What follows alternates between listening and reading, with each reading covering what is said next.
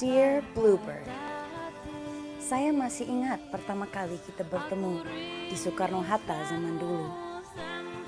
Saya langsung suka. Teman-temanku juga kasih ridho atas hubungan eksklusif kita.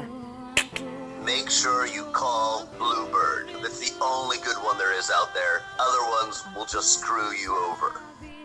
Kamu jujur, bisa bahasa Inggris dikit-dikit, dan kamu bawa saya ke tempat-tempat yang saya suka. Karaoke please. Yes, yes. Tapi seiring berjalannya waktu, kamu berubah. Kamu mulai menampilkan sisimu yang agresif dan marah-marah terus. Hilaf! Tapi saya juga punya pengakuan. Saya selingkuh sama yang lain, yang lebih muda. Memang mobilnya nggak selalu sebersih mobil kamu sih. Punya anak ya Pak? Kenapa? Tapi dia unik dan selalu bikin aku surprise. Aku tahu, kamu pasti marah. Tapi coba introspeksi diri dulu.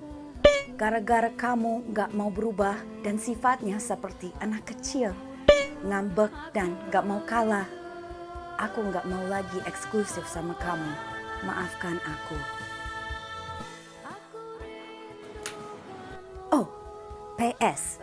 Kalau kamu coba nyakitin selingkuhan saya, aku tetap gak bisa dipaksa eksklusif lagi sama kamu. Paling aku cari selingkuhan lain. Seperti kuda.